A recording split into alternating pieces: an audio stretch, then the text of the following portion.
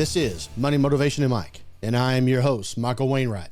In charge of all the controls, engineer, Jason Wright. And hello to you, world. This is the show that can and will change your life. You can contact us at info@mx3.vip and find all of our content at mx3.vip or on our YouTube channel, youtube.com/@mx3podcast. And don't forget to like, subscribe, and hit the bell icon to get notified of our new content, which comes out every Monday morning around 9 o'clock. Okay, Jason, a couple things here. First of all, viewers and listeners, 118,877 as the recording of this show. Our last, actually it'll be our first show of February when we hit the wave links. And as I encourage each one of you viewers and listeners to do, setting your goals for the 2025 year. And I hope that all of you have done that. And Jason and I have now set our goal, where we reached 100,000 subscribers on YouTube channel in the month of December. Roughly, Jason, 2.5 years in. In the year, physical calendar year of 2025, we're taking this show to 250,000 viewers on our YouTube channel. Let's continue on. Love it. Thank you. Moving right ahead. Today's topic, as I had mentioned last week, is going to be Jerry Jones. And they're within the problem of the Dallas Cowboys. But before we get to that, Jason, audience, I need to know, in this day and age, January 2025, how a U.S. Army Black Hawk helicopter can crash into an incoming airline, American Airlines flight. How is that possible anywhere, let alone the nation's capital, Washington, D.C.? Now, I have flown into Ronald Reagan, which is Washington National, and the Potomac River, which basically separates Ronald Reagan, Washington National Airport, and then on the other side, the District of Columbia, Washington, D.C. You're just talking about a small, let's just call it 3-mile radius. How does a U.S., and the reason I point this out, how does a U.S. helicopter, what are they doing in that area? Number one, because, you know, there's a lot of conspiracy theories going around now to what actually was that intentional. I don't know how it could be unintentional whenever you have flights landing at that airport about every 90 seconds. Okay. If you and I were to get in our 2-seat airplane, which we don't own, but a 2-seat airplane, let's just say out here in Bethesda, Maryland, 5-10 miles outside of DC, and we took off in this little 2-seat airplane, and we flew through this area. Mm-hmm. If we did not make contact, or the air traffic controllers, the Air Force, whomever, if we did not make contact with them and they did not make contact with us, or we didn't respond, they would shoot us down in 30 seconds. How does this Black Hawk Army helicopter fly in to this zone? And right now, what was it, 67 passengers on the flight, I believe, coming from Kansas, on runway 33 that it obviously did not make. A little regional American Airlines jet collided with the Army Black Hawk helicopter. Do we know if it was taking off? That it was landing. They come from Kansas. Well, the Black Hawk, I'm sorry. I don't know if they were flying across they were just flying the path of the airplane, or if they were actually taking off. They were flying right down the Potomac. Yeah. Coming straight at Ronald Reagan. What I mean by that is, to get to Ronald Reagan coming from the north, you have to pass the White House. You look over into the east and you see the nation's capital. You are within a quarter mile of the Pentagon. You're Arlington Memorial Cemetery. You're coming up on the Lincoln. You're coming up on the Jefferson. You have to pass those things to get down to Ronald Reagan Airport and get in the way of American Airlines Flight 5342. How is that possible? Yeah, I don't know if the ATC controller incompetent. Okay. But I mean, I guess that's a possibility. Now, I'm assuming that the helicopter should be in contact with the ATC as well. All right. You're let's just say you're just a normal, low average Joe helicopter. Yeah. Pilot. You know where the airports are. Yep. If we left here in North Texas, we're probably not going to fly over DFW Airport. Right. We're going to stay as far away from there as we can. We're not going to go fly over Love Field Airport in downtown Dallas. You're going to stay as far away. As a matter of fact, I'm not even flying over the local regional Grayson County, North Texas Grayson County Airport. You're staying away from areas where there is activity in the air. Right. Yeah, I think the helicopter was on the east side of the Potomac. That's correct. It was. And it was going south. Yeah. Okay. So they weren't taking off. Their trajectory was that they were just going through this flight path. Yes, they were just coming down through there. Yeah. I have no clue. And I'm assuming the helicopters also work with the ATC there? Absolutely. Okay. They had communication. Their last communication was at 8:47 and 58 seconds Eastern Time, PM. And how long before? American Airlines last communication, 8:48 and 1 second. Yeah. 3-second difference before they collided. Yeah. So the ATC should have been telling. They both were in communication. Right. And most likely they should have been telling the helicopter, hey, different altitude, whatever, to get out of this flight path or hold or whatever at this point because you got a flight coming in. To me, it sounds like incompetence. It's impossible for this to happen at any time. The Wright brothers wasn't doing things like this 100 years ago. And we're doing it in the nation's capital in January of 2025. Yeah.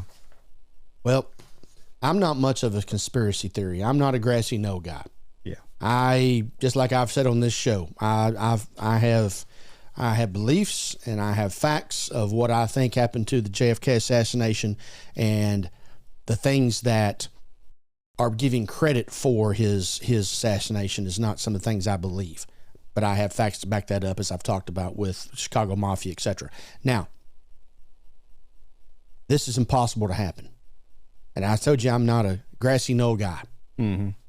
There's something else behind this deal. There's something else going on. You've got the Naval Academy in Annapolis, Maryland, 45 minutes away. They know not to fly into D.C. And remarks I've seen online saying that the Black Hawk helicopter pilot was very experienced. So it's not like he was in training. Apparently he wasn't experienced enough. This makes zero sense. And I don't know, I didn't show you this before we come online, but that is the map right there. That is the traffic, the path they were taking. Maybe we need to get that on our website. There you go. So that maybe you get it in, I don't know, in color, but I printed it off so I'd have it in front of me.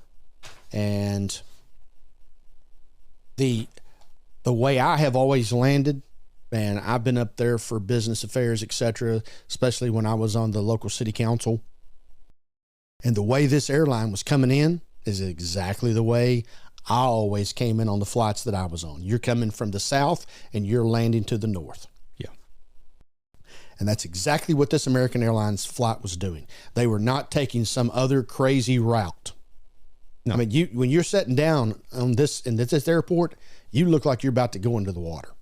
But in the meantime, as I understand, 3 American U.S. Army pilots dead, 67 passengers dead, no survivors, as we speak here right now, unless something else changes. So,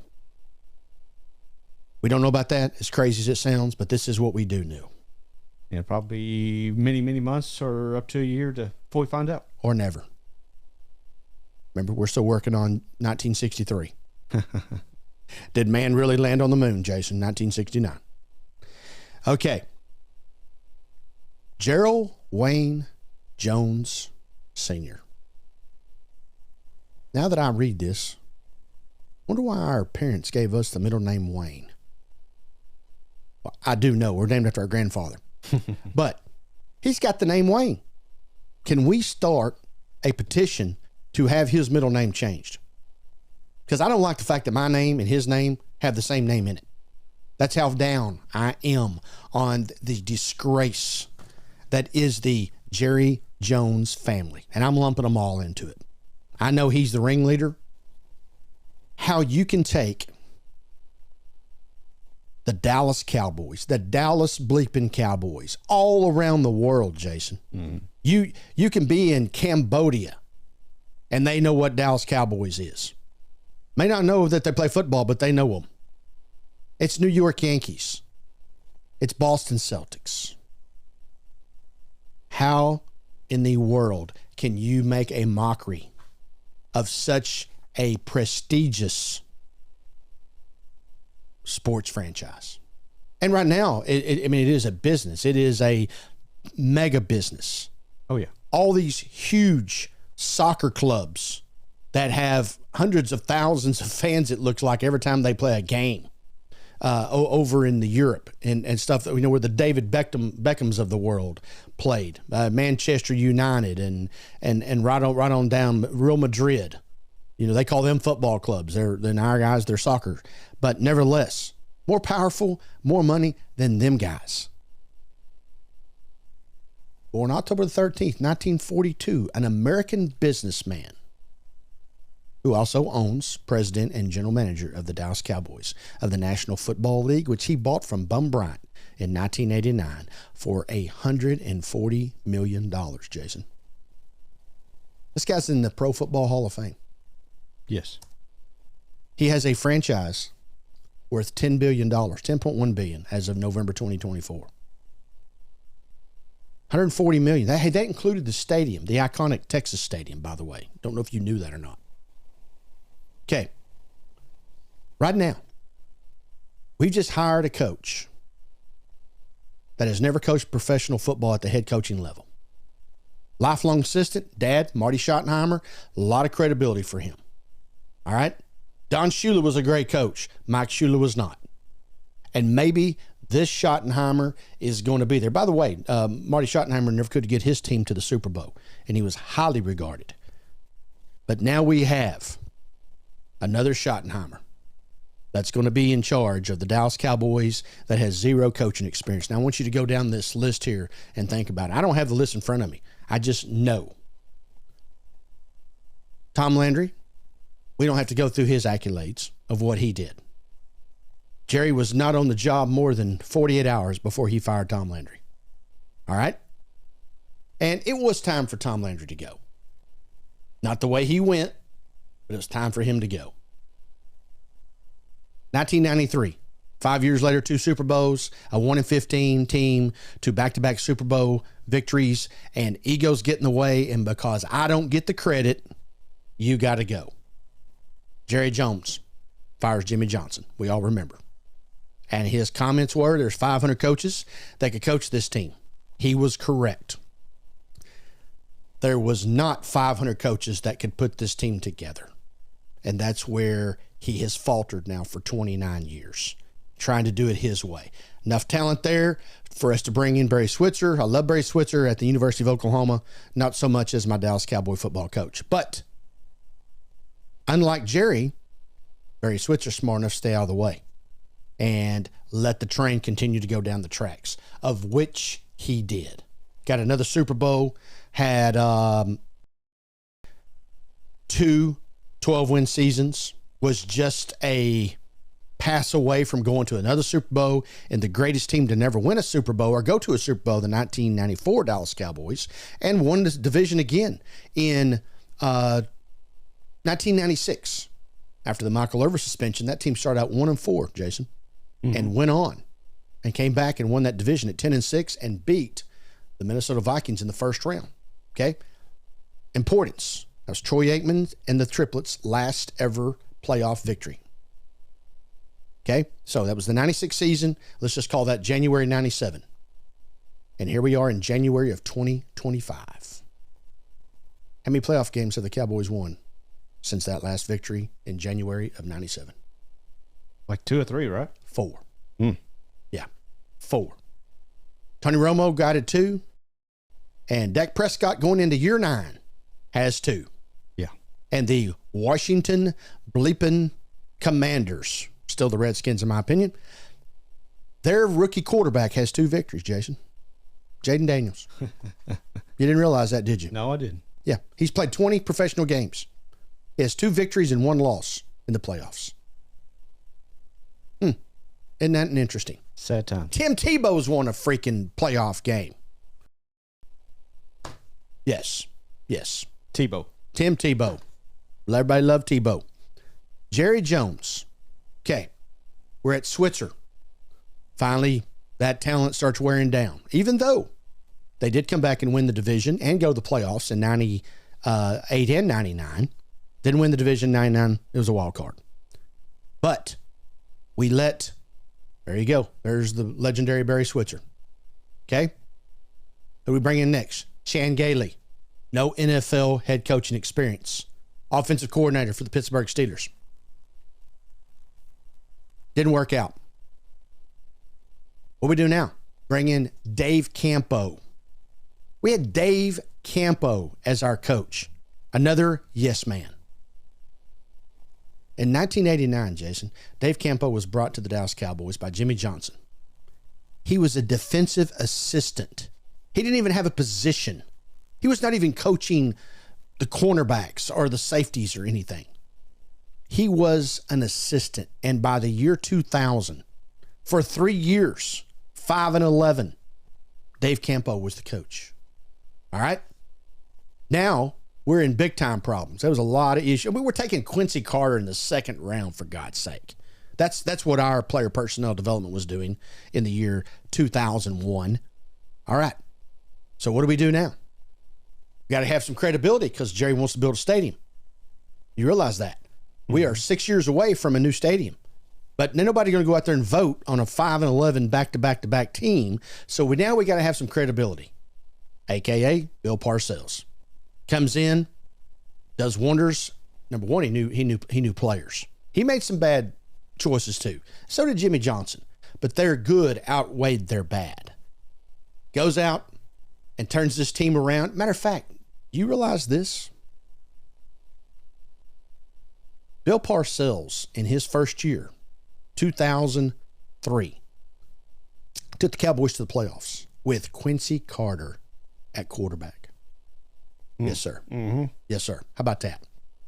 And then in 2006, all right, even now when this is the first guy who has been in charge of player personnel since Jimmy Johnson. Switzer didn't have that authority. Chan Gailey didn't have that authority. Dave Campo didn't have that authority. You know the last guy to be in charge of playing personnel at the Dallas Cowboys? Bill Parcells. Yep. The big man himself, Jeremiah Wayne Jones, has been in charge of player personnel. The owner, general manager, and president since 2006. And 2 things happened in 2006. If you recall, that season came to an end when we had victory snatched from our jaws to a loss up in Seattle. Remember this play, Jason? When Tony Romo drops the snap. Oh, yeah. On the field goal. Seen the replay about 100 times. I think it's more like about 1,000. Yeah. And you got another 1,000 to go. Guaranteed. All right. There's one other big thing that happened that year. Remember, Bill Parcells, charge of player personnel. Jerry Jones goes out and gets Terrell Owens. T.O. Good old T.O. Good old T.O., which obviously did not sit very well with the guy in charge of player personnel. What do we do then? After Parcells, we go to Wade Phillips.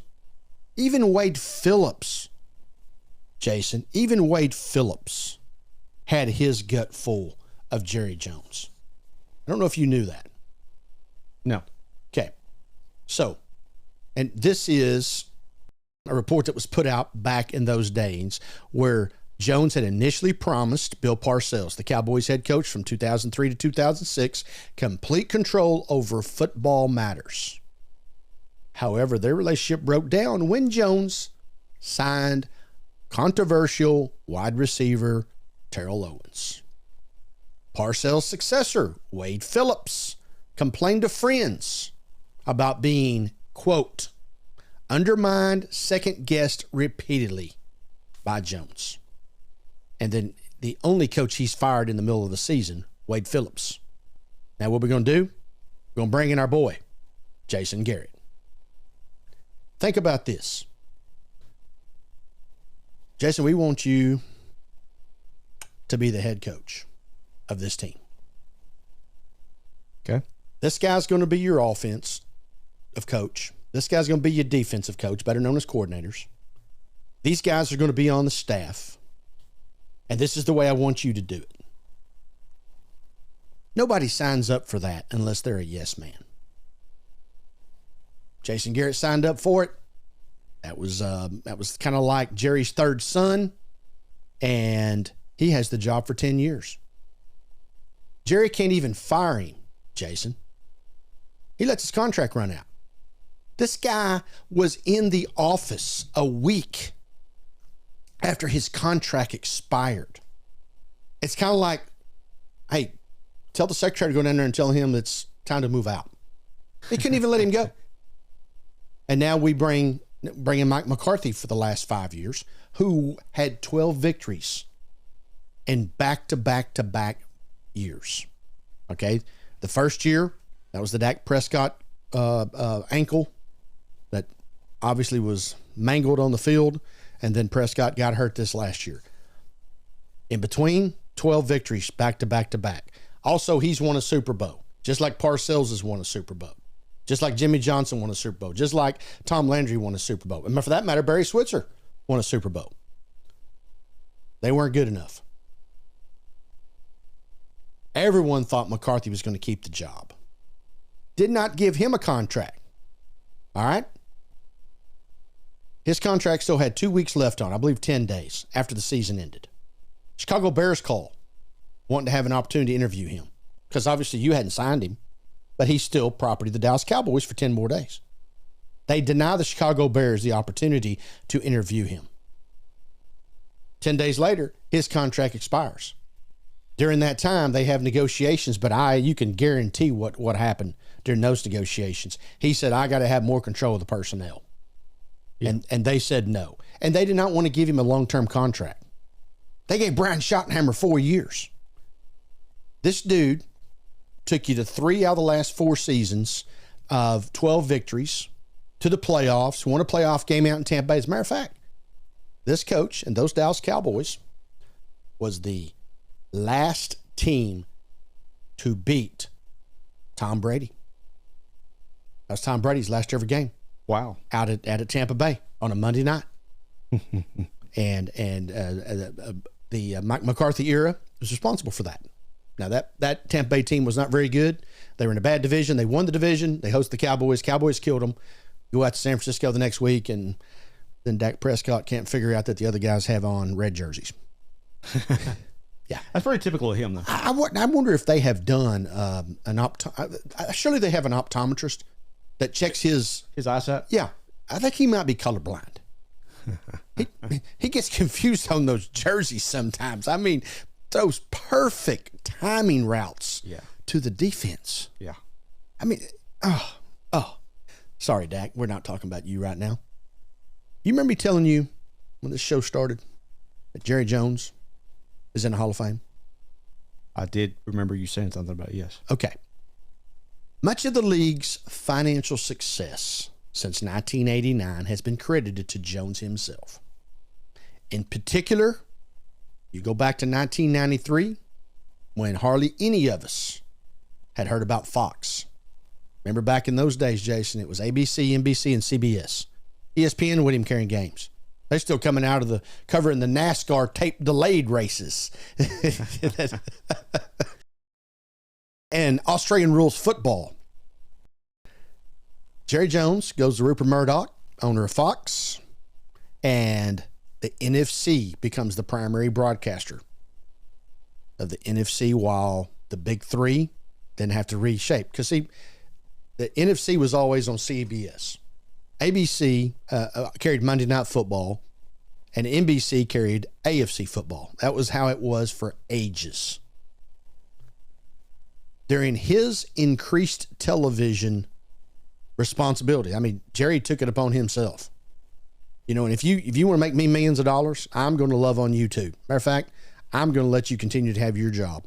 And that's what the other 31 owners continue to do. Hey, matter of fact, let's give him a medal. Let's put him in the Hall of Fame for all the money he's made us. Not because he wins games and Super Bowls. He increased television revenue, Jason. $1.2 billion a season. Making NFL's place as the world's richest sports league. You can go 5-11, baby, and you get in the Hall of Fame if you'll do that stuff. Yeah. They made Jerry Jones Executive of the Year in 2014. I didn't know that until I had read it. He was Executive of the Year. Oh, boy. What do you think about them apples? His conflict with Jimmy Johnson. And the fact, I don't know, do you realize, have you heard some of those stories? Jimmy Johnson was in charge of player personnel. Mm-hmm. Jimmy would make a trade. And I remember a specific one where they traded for Tony Casillas from the Atlanta Falcons. This is 1991. They made this specific trade. He calls, Jimmy does, makes the trade for Casillas. 5 minutes later, Jones is holding a press conference telling everybody he just traded for Tony Casillas. Oh, come on. Now, some of this is Jimmy Johnson's fault, but when you're the head of the organization and you're winning football games, you're winning Super Bowls, man, you got to find a way to check your ego at the door and do what's best for my business. How many Super Bowls could they have won? How many Super Bowls could they still be winning? And Jimmy Johnson went on down the road. But nevertheless, you had a winning formula. Why go change it? Yeah, the winning formula was you put the right guy in charge. Yeah. It's a lot of it right there. Yes. And Jerry Jones, you heard of the Curse of the Bambino. I mentioned that a little bit on this show. Mm-hmm. Going back to 1919 when the Boston Red Sox sold Babe Ruth to the New York Yankees for $1 million. 100 years ago. Wow. Yeah. What a bargain. Yeah. And Everton did not win another World Series till the year 2004. Now, I always like to point out in that 100-year gap, the Red Sox did go to 4 World Series. They were still good enough to do that. Yeah. Owner stayed out of the way, maybe. Dallas can't even get to an NFC Championship game. I'm going to touch on that here momentarily before we end this show. But nevertheless, Jerry Jones made a date with the devil when he let Jimmy Johnson go. He had the world by the tail. His team was on top, and nobody came in second. And you went out and screwed it all up because somebody wasn't patting you on the back enough and giving you the credit or some of it. So, I believe he will take that firing to his grave. Whenever that is, and I hope he lives another prosperous, healthy life for however many or more years he's got left. Don't wish that on anybody. But he's going to take that firing with him when he goes. And what's unfortunate for Dallas Cowboy fans is his son, Steven, may be worse than him. Yeah. So, when you go back and you look in 1989, when he bought this team, and it was 1-15, I will sit right here right now and debate you on whether that team at 1-15 is better off than the team we have today.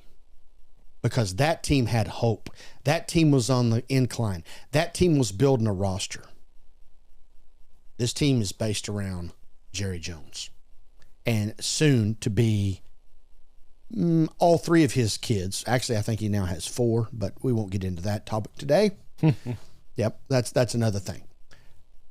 Jerry Jones, when he passes, 3 kids that are involved in that operation. Number 1 being Stephen Jones. I do not think that Stephen Jones will decide to go get on the boat and enjoy his life and let some football guy run the football team. I don't think he'll do it. Jones also, this is another reason that the owners love Jerry Jones. Jones became involved. I don't know if you know this, Jason. Jones became involved in the St. Louis Rams move back to Los Angeles. He was a big part of that. Stan Kroenke owned the St. Louis Rams. Do you know who Stan Kroenke is? Do not. Son-in-law to Sam Walton. Okay. Okay. Enough said? Yeah. Yep. He was instrumental in brokering the deal between Kroenke, the San Diego Chargers. Remember, San Diego Chargers now playing in Los Angeles in SoFi Stadium. Mm-hmm. Okay. Which is owned by Dean Spanos. The Oakland Raiders.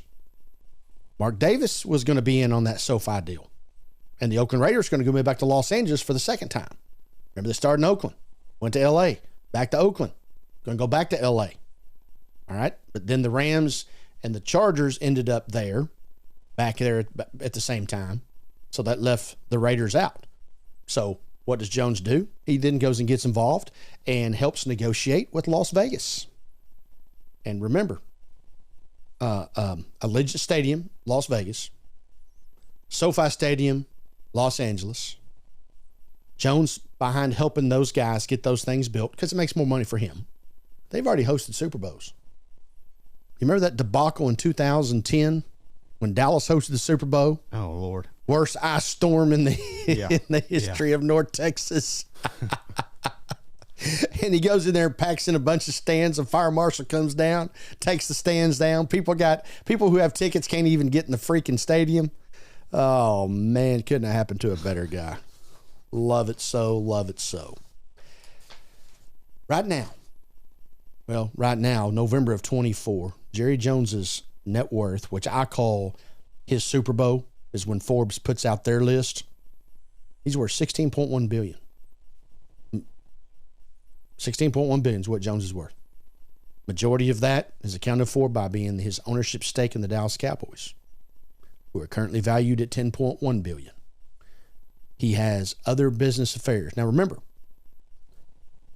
his wife goes by Jean. Mm-hmm. Jones married Eugenia Chambers in 1963. She was Miss Arkansas, by the way. Didn't know. Did not know that, did you? He met while both as college undergraduates. Remember, Jones won a national championship with Arkansas Razorbacks. You knew that. Jimmy Johnson on that team.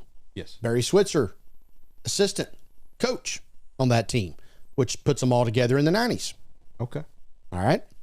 Stephen is the Cowboys' chief operating officer, executive vice president, and director of player personnel.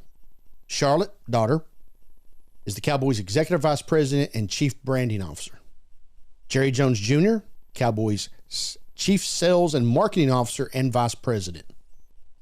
And Jones splits time between his Highland Park house and his Destin, Florida house. I did not know that. I did not know that. One other note here. You know, where not only Jones disgruntled with Jimmy Johnson, took 30 years to put him in the Ring of Honor. Isn't that just stupid? That you hold a grudge, that it's about you. Yeah. It's not about what actually is going on here. Yeah. 30 years. Hey, don't forget, he held Drew Pearson out for a long, long time. Did he have some beef with him? Yep. Drew Pearson, who caught the Hail Mary from Roger Staubach in the playoffs against the Minnesota Vikings in 1975. Drew Pearson's a businessman. He goes out and trademarks Hail Mary. Drew Pearson also goes out and trademarks Ring of Honor. Oh. And that's where Jerry got crossed. Story goes that Jerry would not put Drew Pearson in until he sold him the rights to Ring of Honor. Wow. And this guy knows how to run the show, baby. If you want to add up the money, there is nobody better. But at 6 foot, 195 pounds, when it comes to football, there is nobody that knows less about it than he does. And he continues to prove it every 12 months. Brian Schottenheimer got a 4-year contract, Jason. A 4-year contract. incredible. And we couldn't give. Now, I was in favor of Mike McCarthy moving on.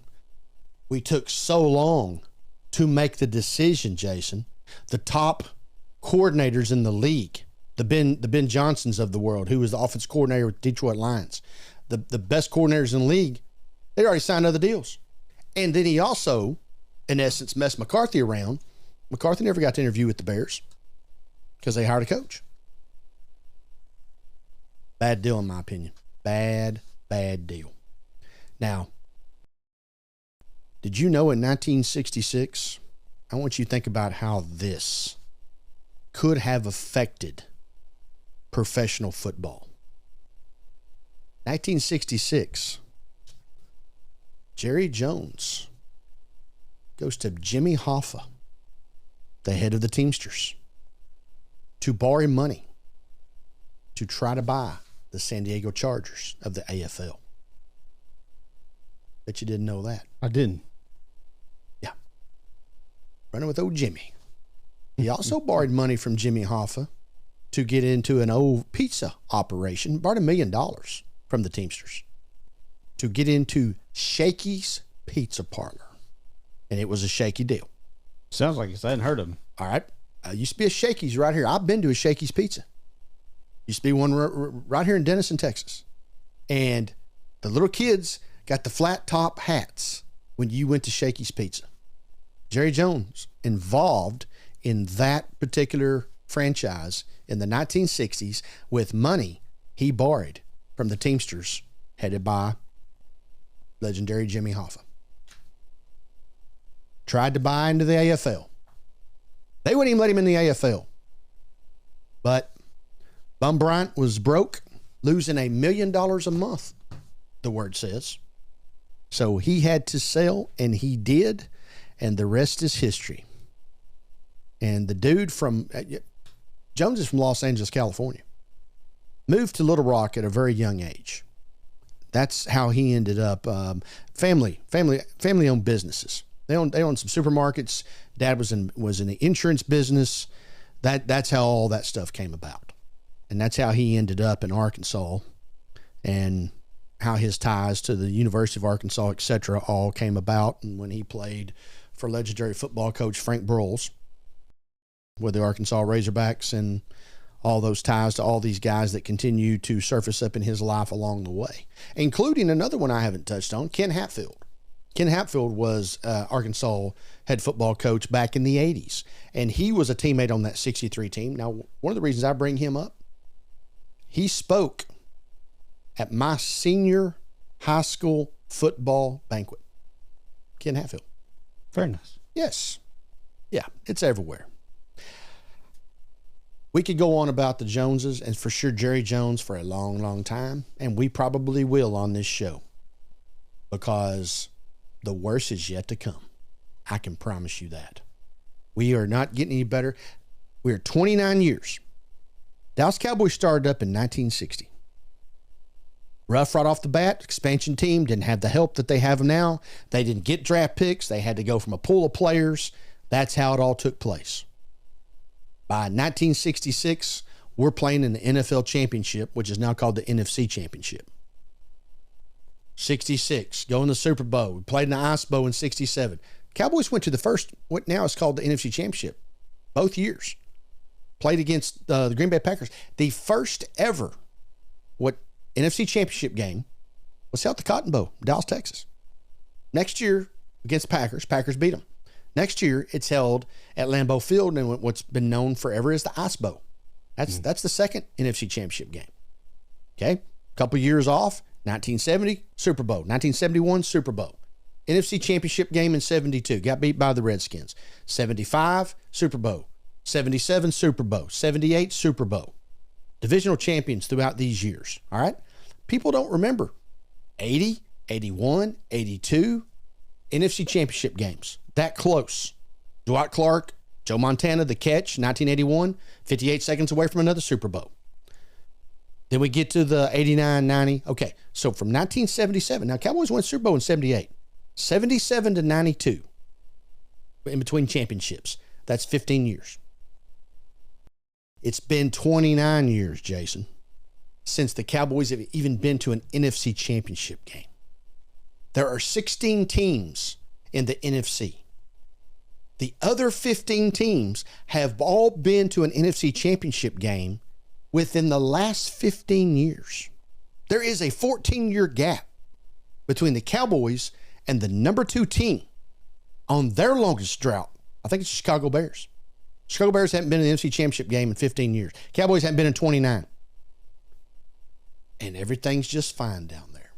Everything's right where we want it. We got them right where we need them. The draft's looking good. Players are looking great. Dak's coming back excellent. We got the best coach in the world. The offensive, the front office. It's peaches and cream. And then there's some knuckleheads like me who just can't get away from the star on that helmet. Mm-hmm. Yeah. Prayers and thoughts, please. Money, Motivation, and Mike continues to bring you stuff. Today is kind of a disheartening to you.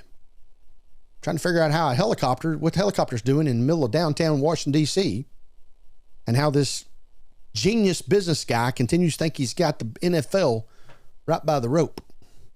Continue to bring you topics that we feel are uplifting to you, and so forth and so on. And what we can do on this show is learn from sometimes our mistakes. I think we talked about some mistakes today.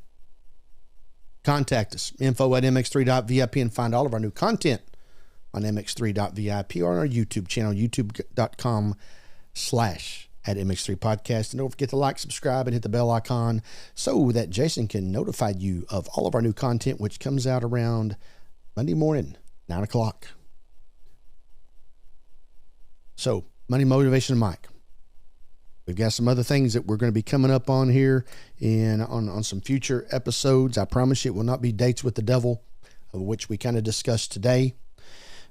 We'll continue to dive into what our new administration is doing. We will continue to figure out how prosperous this United States of America, the most powerful country in the world, will continue to set the trend over the next 48 months, and then hopefully within some. So for everyone who's been a part of this show, and Money, Motivation, and Mike, continue to live your life the right way.